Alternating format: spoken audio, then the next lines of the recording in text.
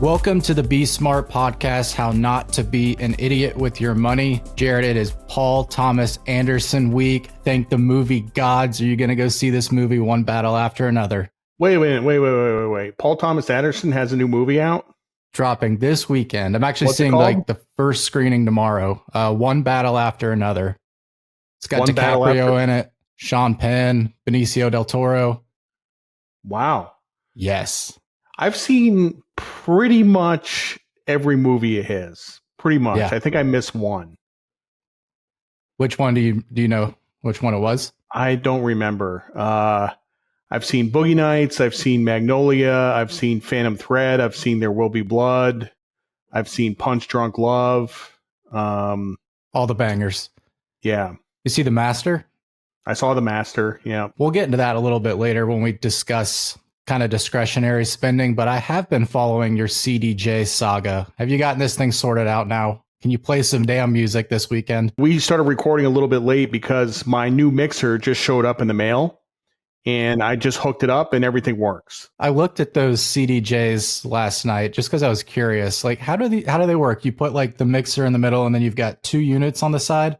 Yeah. What's the process for using those? Like, I know nothing about this, but they look very cool. The early days of DJing, you had two record turntables. You had vinyl records. And there was a little pitch control on the record player where you could adjust the speed, right? So basically, you would match the speed of the tracks and you would beat match them. And you would fade from one track to the next with the mixer. The new CDJs do the exact same thing. You know, the early CDJs operated off of CDs. You actually would put in the CD and they're gone now. Now it's, you put in a USB drive. And actually the new CDJs, the brand new ones that I got, can actually operate off the cloud. So if you're hooked up to Wi-Fi, you can like hook into your library and DJ off your library. So I don't trust that. But I still use the USB drive. And works great. So you're going to definitely be getting into some music this weekend, finally. Well, actually, no, because I got to go to Baltimore for a conference tomorrow. Yeah, that's right. I'm gone until Saturday. I'll be able to do it on Sunday. I'll have Sunday to do it. It's been quite a saga to get to this point. Dropping like $9,000 at Sweetwater. Yeah. What's your opinion of Sweetwater? Are you a fan of them? They're really good. So picture a company that delivers like Amazon, but has customer service. You can actually call and talk to a real person. Like, I sent them an email about my delivery and they called me within like an hour. They called me on the phone. And I've been using Sweetwater for like the last 5 years and they're great. Yeah, their customer service is definitely responsive. I mean, the one thing that kind of annoys me with them, I've bought like some audio gear on there, like an interface recently. They will kind of blow you up though with calls and emails like, hey, can I help you with this and that? It's like, I know what you guys have. If I want to buy more gear, I will come to you. But like, that's the only thing. It's just like, guys, leave me alone. So I got a little bit of a bone to pick with you, Jared. What's that? In your upcoming Jared Dillian letter, you write, sorry if the editors don't catch all the typos. I mean, do you think this little of me? I know your cat was all over you, but it's like, come on, man. Am I just the world's worst editor? Jeez. No, you're good at catching typos. If I have my laptop, Vesper is like all over the laptop. Like she's stepping on keys, she's deleting stuff. Like it's a disaster. So she's my oldest cat. She's 12 and a half. She's really sweet, but she's a menace when it comes to the computer. On my Slack, which I have pulled up like on the side, I have to keep it highlighted on my name because the cats will just walk across the keyboard and send messages out to people, and it's like, what is this? Like, what are you telling me? So I get it. Kind of all over the place with today's episode. A lot I kind of want to get into. Let's just go ahead and dive into the market headlines, starting with the Fed. So the Fed cut interest rates last Wednesday, but the path ahead is much less clear. Bets in the futures market show investors expect that the Fed's benchmark short-term rate will fall just below 3% by the end of next year from slightly above 4% now. Meanwhile, the Fed's latest dot plot showed a median expectation that rates end next year at 3.4%, the equivalent of 2 fewer quarter-point rate cuts than investors are anticipating. So where do you think we're going to end up here? I think rates are going to zero. I do too. Yeah. So I think I mean, you said the path isn't clear. I think the path is very clear. So Trump put Stephen Moran or Moran, however you pronounce his name. I don't watch TV, so I don't know how to pronounce anybody's name. Stephen Moran, he put him on the board of governors, and the dude shows up and sticks a dot on the dot plot 150 basis points lower than everybody else. And he came out and said like rates are 200 basis points higher than where they need to be. So if you figure rates are 4.25 right now, that means 2.25. They're not going to stop there. Like Trump is going to replace Lisa Cook. He's going to replace Powell. He's going to stock the board of governors with his people, and you're going to get rates around 1%. That's what's going to happen. So when I came to that realization, I was like, stocks are not stopping. Gold is not stopping. The dollar is not stopping going down. Like, you know, the market has been pricing this in for a while. It's actually pretty remarkable. And gold is just ripping. It's now above 3,800. Yeah. You see this consolidating at all, or is this just going? This is riding higher. I don't think it'll be much of a consolidation, honestly. I think the next real resistance is going to be around 5,000. Big round number. I don't think 4,000 is going to put up much of a fight. And I was actually doing my Macro Dirt podcast earlier today, and I was talking to Tony, and I said, look, like, I'm not really a good bull market trader because I take profits. You know, if something goes up, I take profits. And I'm in a position with gold where, you know, I've been long gold for 20 years and I've never taken profits. And the number is getting bigger and bigger and bigger.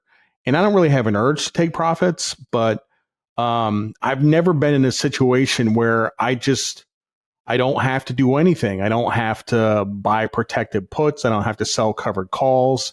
I don't have to do anything to manage this position. Like, it just goes. So I'm just sitting back and letting it happen. Speaking of Macro Dirt, you guys get censored a little there on YouTube. What happened? We might want to choose our words carefully here. I don't want us to get kicked off. We actually didn't get censored. I can tell you the details offline, but we actually got back on. We're back on YouTube. Bizarre. What are you seeing with the bond market? I read something on Bloomberg about investors seeing the 5-year note as the sweet spot on the curve. Yeah, 10s are a little rich, 2s are a little rich. That's about right. 5s are kind of the sweet spot on the curve. I don't think I've traded a 5-year note in my life. I'm either trading the front end or the long end, like, you know, 2s or 10s or 30s. I don't think I've ever traded 5s. Market highs. So we're recording this on Tuesday, the 23rd, but yesterday on September 22nd, the Dow, S&P, and NASDAQ set new all-time highs, and Nvidia shares rose on an open AI partnership. Let's start with stocks, broadly speaking. How are we feeling about the fall outlook? And what's going on with small caps? I saw the Russell popped last week, but it's pulling back today. Is that right? Well, stocks are down about 1% today, but the Russell is about flat. The Russell is actually outperforming by about 1%. So that's good to see. I mean, I really think small caps are going to run here. I mean, especially small caps are correlated with interest rates. If you think interest rates are going down, you want to be long small caps. So still super bullish on that. I think Adam's newsletter is going to just destroy it. I think it's going to be a big hit. As for Nvidia, so I got on I went to get an image off Truth Social to put in the podcast, and the first thing I get is this pop-up ad that says newly released Trump golden Bitcoins that he's peddling. So I guess we got digital gold meets natural Bitcoin. We've totally made it. I mean, what else can this guy peddle at this point? I'm not even going to throw an image of that up. We're not giving that the time of the day. Anyway, did you see this AI image Trump blasted out? This comes after news that Nvidia is investing $5 billion for a 4% stake in Intel. So he's got these 4 monitors in the Oval Office. It says bought Intel 20, Intel now 30, and he's got a couple charts up between them. Did you see that? No. I'll send this to you after. We'll put it up in the pod too. It is absurd. And then the latest on Nvidia. Nvidia and OpenAI make a $100 billion deal to build data centers. The funding will support the building of new data centers and the infrastructure needed to power AI workloads. Any thoughts on Nvidia here? A lot going on with Nvidia with Intel and now OpenAI. Yeah, I mean, 100 billion is a lot. The numbers are getting pretty big. I like, how much is a data center? Like a billion, 2 billion, something like that. So that's like 50 data centers, 100 data centers. Like, that's a lot of power. That's an enormous amount of power that's going to suck. So I'm just going to go back to what I said before. We're gonna reach a point in time where we're just going to have an oversupply of data centers and chips and everything else. I think the demand projections are not going to meet the supply. Quarterly earnings. This one's good. Another Trump post on Truth Social. Subject to SEC approval, companies and corporations should no longer be forced to report on a quarterly basis, and in parentheses, quarterly reporting, but rather to report on a 6, and then in parentheses, 6 numerically. The way this guy types is hilarious. Report on a 6-month basis. This will save money and allow managers to focus on properly running their companies. I'm not going to read the rest of this, but some outlets are saying that Trump's proposal to reduce frequency of corporate reporting would lead to less information and riskier markets. Where do you stand on this? I 100% agree with Trump, actually. 100%. We are in a minority of countries that have quarterly reporting for corporations. Most of them are semi-annual. Most of Europe is semi-annual. I think Canada is quarterly and maybe Japan. But yeah, I mean, I know people who are CEOs and CFOs of corporations, and basically their whole universe revolves around earnings every quarter. About 45 days before earnings, they start getting ready for earnings. And then there's like a 45-day break. And then 45 days before earnings, they're getting ready for earnings again. It's just a never ending cycle. Like, Trump is absolutely right. Like, people need to keep their eye on the ball and run the company. And like, this is, I don't think we're going to be underserved by having less frequency of reporting. I mean, it seems like every time we turn around, we've got Nvidia earnings parties. So I don't know that we need that. Any interest in talking about Oracle and Larry Ellison and this kind of Ellison family media takeover? You've been watching this at all? I have no idea what you're talking about. All right, let's go through it. On September 10, Oracle stock jumped over 30% after the company reported strong earnings and increased demand for its cloud and AI services. This pop briefly made 81-year-old Larry Ellison the richest person in the world. The next day, the Wall Street Journal reported that Larry's son, David Ellison, was preparing a bid for Warner Brothers Discovery. Then last week, Oracle, along with other investors, emerged as a potential buyer of TikTok. What this looks like to me is a consolidation of media. What does America look like when the media is controlled by billionaires and their sons or their kids? I think Rupert Murdoch is also in that group to buy TikTok, right? Yeah, he is, yeah. So I think, are you on TikTok? No way. Okay, neither am I. I think TikTok is going to change. I think the content is going to change. The algorithm's going to change. I think it's going to be very different from what people are used to. As for billionaires controlling the media, I think that's kind of been true throughout history. I mean, like Rupert Murdoch, has controlled Fox News for the last 25, 30 years, something like that. Jeff Bezos bought the Washington Post, right? That turned out to be a big pain in the ass for him. I forget what family it was that owned Dow Jones. I can't remember the name of the family, but yeah, that's not really anything new. That doesn't really concern me. Let's talk a little cash here. U.S. investors are flushed with cash and happy to keep it there. Money market funds reached another record this month with some $7.7 trillion in assets. With stocks by some measures now more expensive than ever, some investors are willing to wait for discounts. So A lot of people on the sidelines right now. Your thoughts on this? Yeah, 7 trillion in money market funds is a lot. I always wonder about the cash on the sidelines thing, and I don't really think the cash is going to get off the sidelines unless interest rates go down a lot. 4% on cash is still pretty good. 3% on cash is still pretty good. 2% kind of sucks. 1% is terrible.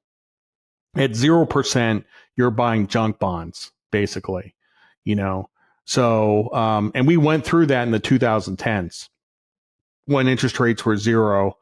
People took a lot of risks. They bought stocks, they bought high yield bonds, stuff like that. And yeah, so I don't think that you really see a meaningful change in money market assets unless interest rates drop quite a bit. I saw a quote from some guy that was pretty much echoing that sentiment. He's like, it'll take more than 1 cut, 2 cuts, maybe even 3 cuts for me to get back into the game. Yeah. For our main topic, spending money on your hobbies. So as we talked about, you've dropped a pretty penny on DJ equipment. I've started collecting physical media, some vinyl, but mostly movies, 4Ks and Blu-rays when 4Ks aren't available. How much money would you say someone is allowed to spend on their hobby? I would say the amount is infinite. You can spend whatever you want, as long as you don't go into debt. That's the key. As long as you don't go into debt. But if you make $100,000 a year and you make $80,000 after tax, and you have $60,000 of expenses, and you have $20,000 left over, I mean, ideally, you'd want to put some of that into a retirement account or something like that. But beyond that, spend the rest on your hobby. That's what it's there for. So makes you happy. Do you consider collecting movies in physical form a hobby? Yeah, absolutely. Yeah. Do you do that?